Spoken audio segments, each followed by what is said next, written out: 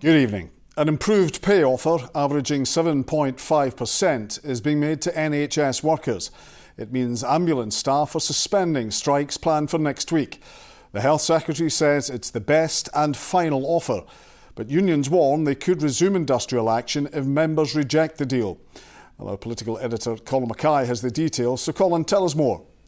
Well, the unions have been in talks with the Scottish Government over the last 3 days, late into the night on Tuesday night, to talk about cash with the First Minister, and what they've come up with is an extra £35 million. That will come from other departments outside the health budget from within the Scottish Government. Now, it's enough to make the GMB union suspend the strike action among paramedics and other ambulance staff from Monday morning while they consult their members. All the other unions will also be consulting their members over the next couple of weeks. But the strike action remains an option if the members reject it.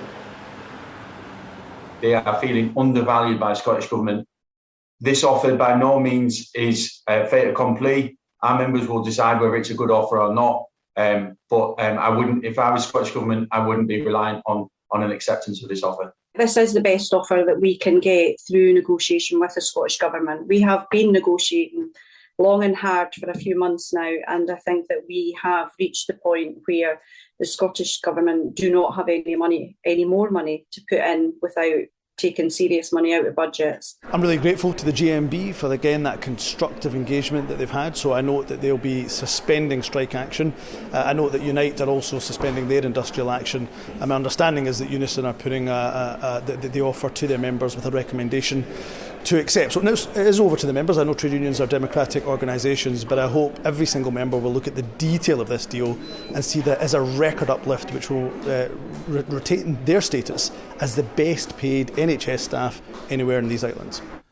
So Colin, what happens now?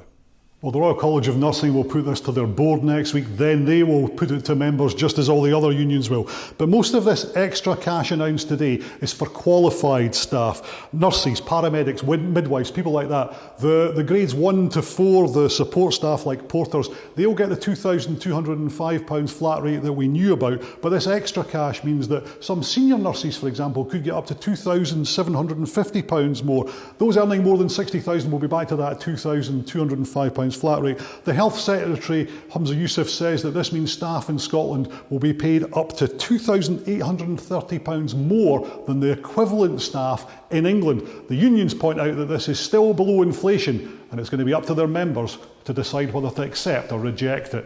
Colin, thank you. Well, schools across the country have been shut as thousands of teachers walked out and joined picket lines in their row over pay with the councils and Scottish Government. EIS union members say they want a 10% rise, but those on the other side say that figure is unaffordable. Ivana Holland reports. It was a large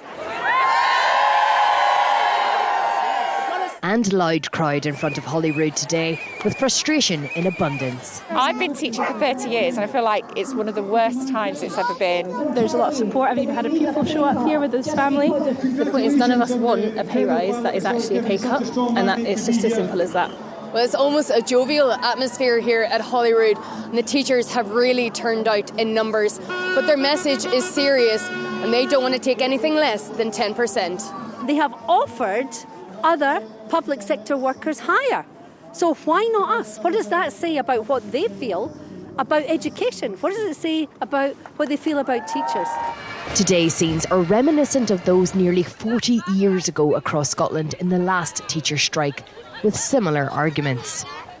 What do we want? 10%! But today's picket lines have been drawn over the row with COSLA and the Scottish Government, who say the union's demands are unaffordable. I absolutely want to find a compromise with our trade union colleagues and with local government, but we need to realise the context the Scottish Government is in, and we do not have unallocated money that's sitting waiting just to be added to solve this pay dispute. As local government, we cannot go beyond that envelope that we have right now. But as I say, we're open to dialogue. Further strikes are planned for January and February next year, whilst the SSTA union has also rejected a pay offer today, calling it pathetic and insulting. All parties involved will be hoping for light at the end of this dispute, instead of further disruption. Ivana Holland, STV News. Families impacted by the strike action say the disruption has been unsettling for children with additional needs. One father says a small change to his autistic son's day can be stressful, as Vanessa Taff reports. How are you getting on with it? Good. What is it you're doing? Homework. It's been a disruptive day for John. He's juggling working from home while keeping an eye on his kids. But a day off school isn't something eldest son Finn is complaining about. I'm pretty happy that I'm not at school because I guess it's my birthday and the first time I'm off in 4 years for my birthday, so I just get more like freedom and I don't really need to be stuck in school half a day. Although it's not as fun for everyone, John's youngest son is autistic. A small change to his day can be very unsettling. These are the kids that really impacts the most. Even one day where his routine is broken can prove stressful to him. So, you know, during COVID, those were the kids that were completely forgotten about, and they never got the attention that, you know, the mainstream kids got. Parents unable to work from home have embraced the day off by taking a trip to the museum. After lockdown and everything like that, your perspectives have changed a wee bit. It's a wee bit easier to just kind of roll with it. I had to switch my shifts so I could get the day off, and I'm working tomorrow instead of today. But then I thought I'll bring them here, something to do, so have some fun with a friend. You have flexible working within my work. My work are very understanding about it. Of course it's annoying having to use up annual leave and having to work around it, but as I said, it is what it is. With unions doubling down on their position, parents like John are preparing to work from home alongside their kids in the not-so-distant future. Vanessa Taff, STV News in Glasgow. Meanwhile, prison officers have accepted a pay offer, as have RMT members at ScotRail, but there's still no UK-wide deal with ScotRail, meaning a series of 48-hour strikes will go ahead in the run-up to Christmas and in the new year. Up to 8,000 university staff in Scotland walked out in 3 days of action over pay, conditions and pensions, and postal workers are warning of an end to the Royal Mail as we know it. Thousands of employees there are striking, targeting Black Friday. Parents are being urged to consider alternatives to A&E at Glasgow's Children's Hospital unless their child's condition is very urgent or life-threatening. It's after a surge in patients, with 306 children arriving to be seen on Monday, a new record high. The Ullaba Party leader and former First Minister Alex Salmond is calling on pro-independence parties to stand as single-issue candidates at the general election. It follows yesterday's Supreme Court's judgment that Holyrood cannot legislate for a poll without Westminster's consent. Nicola Sturgeon says the next election should be a de facto referendum on the issue. You do SNP, Scotland United for Independence, Green, Scotland United for Independence, Alapa, Scotland United for Independence. That's the technical way you could do it. Now, I'm not saying that isn't got lots of discussion needed, but you have to do something like that to make that the issue of the campaign, as opposed to, for example, the SNP track record on the health service or on the ferries or whatever the other parties will want to fling at the independence candidates. To make it a single-issue campaign, you have to stand as single-issue candidates. More of that interview online. Now, shoppers looking to bag a bargain are being warned to take their time before hitting the Black Friday sales. Splurging might not just be bad for your bank account, it's also damaging to the environment. Our climate reporter Caroline Lewis reports. As the festive season looms, it can be tempting to stock up on presents and party outfits. But experts warn Black Friday deals may not be what they appear.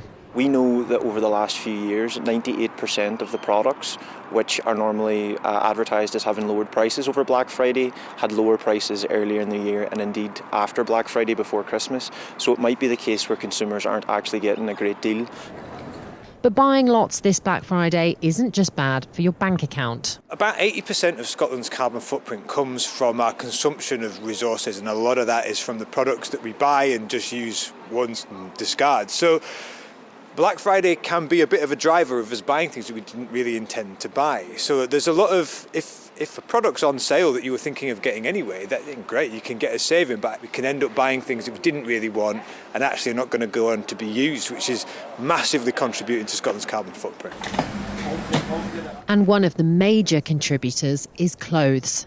Despite only accounting for 4% of our household waste, textiles contribute more than a third of our rubbish's carbon footprint.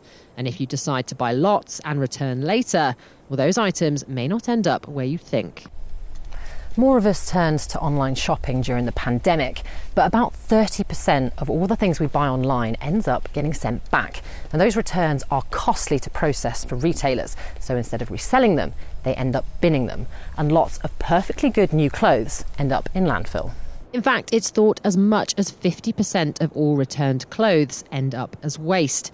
But this business is trying to change that by doing the hard work for big brands and get returns cleaned, processed and back out on the shop floor.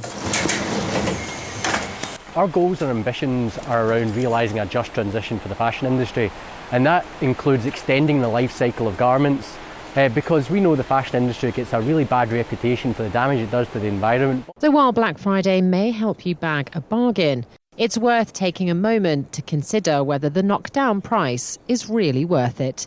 Caroline Lewis, STV News. To sport, and after Scotland's rugby team ended their autumn test series, Jack Dempsey insists they have what it takes to win next year's Six Nations. Here's Ronnie Charters.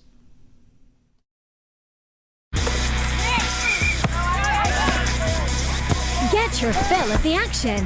STV Sport, sponsored by Papa John's Pizza. He may come from the land down under, but Jack Dempsey is already setting his sights on a memorable year with Scotland. After switching allegiances, the 28-year-old was part of the Autumn Test Series, which saw wins against Fiji and Argentina and narrow defeats to Australia and New Zealand. Now, with the Six Nations in a few months and a World Cup in the summer, Dempsey says Scotland can make history in 2023.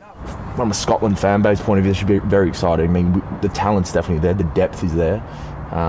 It's just about producing in the big games. I've spoken enough to Gregor. There's not even an underdog status that he's pushing. He's very much pushing to be the best in the world. Whether that's winning a World Cup, winning a Six Nations, that's the goal. On the domestic front, Glasgow Warriors head to Leinster at the weekend, the scene of their 72-14 defeat last season, which saw Danny Wilson sacked as head coach. Dempsey says that result still hurts, and they're looking to put it right. Yeah, mate, licking my lips for it. I mean, obviously, the last time we played them was the quarter-final last year, and we got absolutely belted, and then we lost the coach as a result. So that in itself was enough motivation, especially for me, because I was out there for 80 minutes and saw it firsthand. Ronnie Charters, STV News. Get your fill of the action. STV Sport, sponsored by Papa John's Pizza. Now Philip has the weather forecast. Say hello to a period of calm.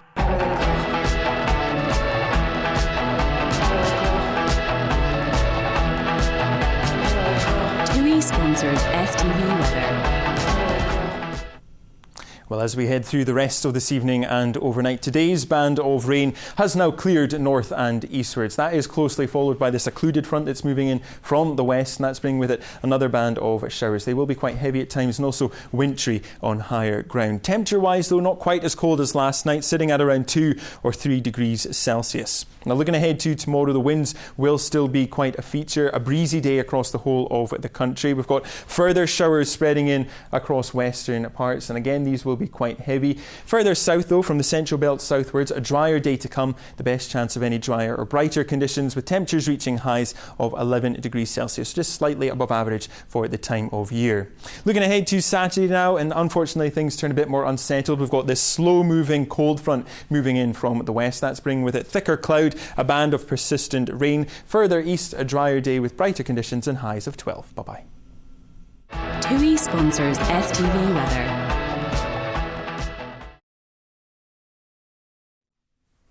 And that is your STV News. More on all these stories on the STV News website. From all of us here, thank you for watching and enjoy the rest of your evening. Good night.